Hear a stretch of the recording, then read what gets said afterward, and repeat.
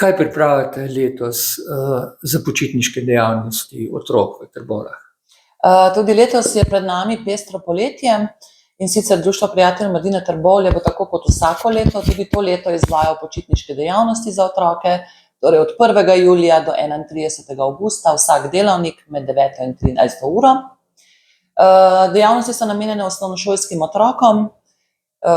Poskušali oziroma trudili se bomo, da bodo čim bolj zanimive, da raznolike, da seveda čim več časa preživimo na bazenu.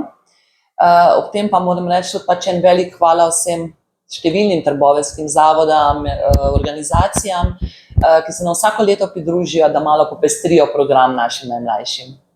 Lahko izpostavite kaj posebnega v programu? Čakajo nas luštne dejavnosti z glasbeno šolo Trbovlje, prav tako bom rekla z knjižnico, z Zasavskim muzejem, potem letos bomo sodelovali prav tako tudi z Regino in njenimi lesnimi delavnicami, potem nas čaka še likovne delavnice z Lili, obiskali bomo policijo, gasilce, en kup aktivnosti, bom rekla, če začnem naštevati, dejansko ne zmanjka, ker je kar dolgo poletje, ampak mislim, da nas čaka res eno tako pestro, luštno poletje, ki se ga že veselimo. Pa tudi na trboveljskem bazenu se verjetno ne samo kopate, ampak počnete še kaj drugega. Vsekakor, ja, mi si, bom rekla, da držimo pesti, da nas čaka fajn poletje, primerno vreme za kopanje. V lanskem letu smo ga imeli kar bolj malo, tako da nekako srede in petke tudi tokrat planiramo kopalne dneve. Zavedamo se oziroma vemo, da nam bo tudi letos Zavod za mladino in šport Trbovlje popestril kopalne dneve. Tako da izvajale se bo številne aktivnosti, ampak prioriteta pa je sigurno pač igra v vodi in vse, kar je povezano s plavanjem. Koliko otrok prihaja vsak dan na, bom rekel, te počitniške dejavnosti? Jaz bom tako rekla, mi smo se zdaj že v zadnjih letih nekako odločili, da moramo zaradi kadrovske strukture in pa tudi prostorske stiske število otrok omejiti.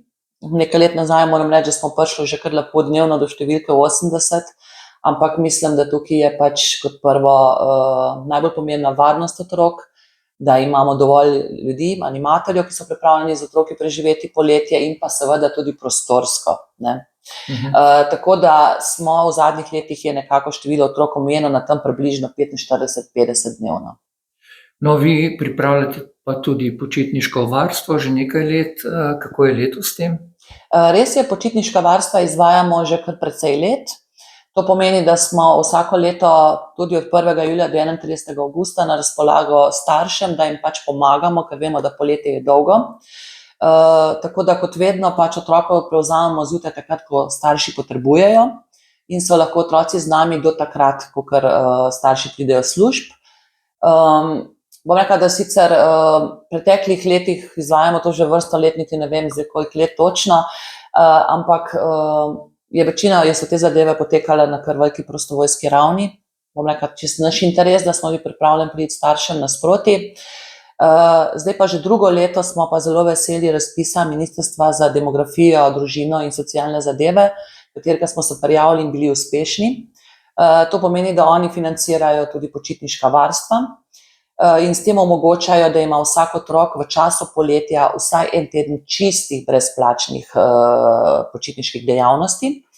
Vsekakor pa v času počitniških dejavnosti oziroma počitniških varstev poskrbimo za topel obrok, malico, številne aktivnosti za otroke in pa seveda tudi animatorje, ki bodo zjutraj otroke sprejemali in z njimi ostajali tudi v popoldanskem času in zanje pripravili še dodatne zanimive aktivnosti. Želimo vam seveda lepo poletje in pa čim več užitkov pri delu z otroki. Najlepša hvala, tudi mi si tega želimo.